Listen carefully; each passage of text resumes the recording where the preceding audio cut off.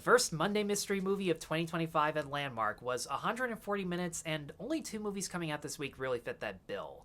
If you clicked on this video, you obviously know which one it is, but I did realize during the credits that of the 4 mystery movies they've done, 3 of them were Paramount releases and the other was MGM, so maybe I spoiled the mystery in the future, but screw it. I like to have as many details as I can going in so I can see as many good movies as soon as possible. Anyways, Better Man tells the life story of singer Robbie Williams from his childhood, early start in the boy band Take That, to his best-selling solo career and all the professional or personal demons that come with fame. Except in this story, Williams portrays himself as a chimpanzee because in his own words, he's always seen himself as less evolved than everyone else. And only he sees himself that way. No one in the movie ever goes, "Holy shit, it's singing chimp, give him a record deal!" Which is the reason every time he gets romantic with someone, it's never as creepy as it should be, although you still cringe every time someone wants to see his banana and nuts. A phrase I never thought I'd describe in any musical biopic, and a phrase I'm surprised this movie doesn't even do, because holy shit, is there a ton of foul dialogue you'd never hear in a North American movie? And we'll get to that later. And to be honest, originally I wasn't gonna see Better Man because other than Let Me Entertain You, I don't know shit about Robbie Williams. And I didn't think portraying him as a chimpanzee would be enough to override the fact that this would be another generic musical biopic with a typical rise and fall story we've seen a billion times about a billion other singers. But I'm pleasantly surprised to admit that for most of the movie, I'm actually wrong about that. The gimmick of portraying Williams as a chimp the entire film actually makes the cliched narrative more engaging because the film's less about exploring his backstory, more experiencing the emotions that he went through during the high and low points of his life. So whether he's being ridiculed by kids and teachers at school, ignored by his dad at home, or has a shit ton of paparazzi on his front doorstep, he literally stands out from everyone else, so you feel the weight of the attention he receives or, in his opinion, is being deprived of. And since most of the film's about how he let his need for fame and validation consume him, it actually does work symbolically. Plus, the motion capture work on him is so good, from the textures on his skin and hair, the facial expressions. Hell, you can actually see the design in mirrored reflections or covered in shadows. 5 minutes in, I fully bought the fact that Robbie Williams was a chimp the entire time.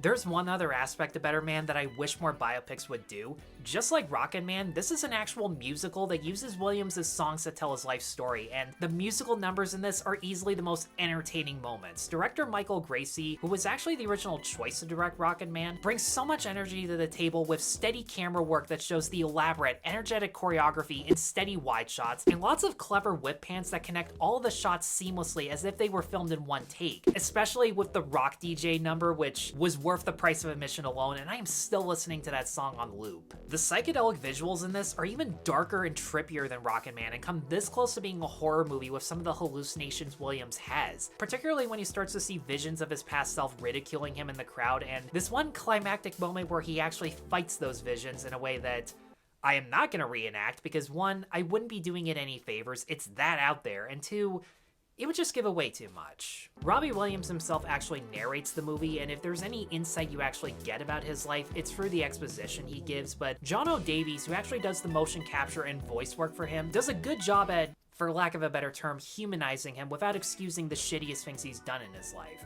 Like most biopics, the movie's not afraid to show the darker side of its main artist, and as Williams has pointed out before, he's admitted his need to please people or prove them wrong motivated him more than his actual love of the craft. But what we do see of his personal life, especially the tragic relationship he had with his dad, explains where that ego comes from without excusing it. And the Robbie we see in this film has been passionate about singing and performing since he was a kid and always excelled at it, so in the end, you still root for him. Of all the side characters in this, Damon Herriman stands out as a sleazy lawyer who, in Williams' own words, was a first-class.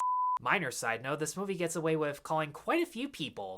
Last but certainly not least, especially after what I just did, Alison Steadman as Robbie's grandmother, who is anyone but a is obviously the side character you root for most because she's the one who's always supportive of Robbie no matter what. So earlier I mentioned that the chimp gimmick mostly makes you overlook the cliched story, and for the first half of the movie where he rises in fame and success, the direction is at its most energetic and there's so many catchy musical numbers. It definitely does, but at the end of the day, it's still another musical biopic that montages through the high and low points of his professional and personal life without ever really examining them in great detail. And for the second half especially, where he inevitably loses himself to addiction, becomes more of an asshole, the movie became more of a chore to watch. At least a movie like Rocketman had a straightforward story. In that case, Elton John's struggle with his sexuality led him to numbing out his pain with drugs and a toxic boyfriend, which alienated the people who loved him the way he was. With Better Man, there are so many side characters, from a childhood best friend, the members of his family, the individual boy band members, a girlfriend who had a singing career of her own and made some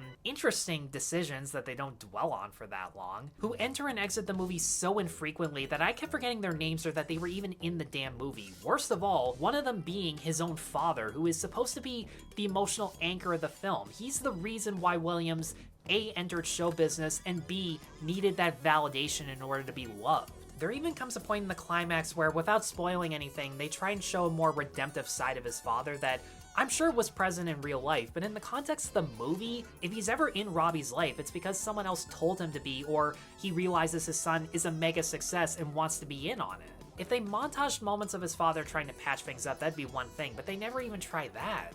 But I will say this, the last 20 minutes where Williams does sober up and reconcile with people is refreshing to see because, let's face it, how many of these movies ever have a happy ending? Or cover a singer who had a happy ending? So overall, Better Man's surreal visuals, great musical numbers, and just a weird concept in general have enough unique qualities in how it presents a familiar story in a way that's fresh and entertaining, even if the cliches still stick out as much as the chimp in this. If you're a fan of Robbie Williams or musicals in general, I'd say give it a shot. There'll definitely be something to enjoy. And with that, guys, thanks as always for watching. Let me know in the comments below what you thought of Better Man. Be sure to like and subscribe, check me out on Patreon and buy me a coffee, and I'll see you all in the next video. Take care.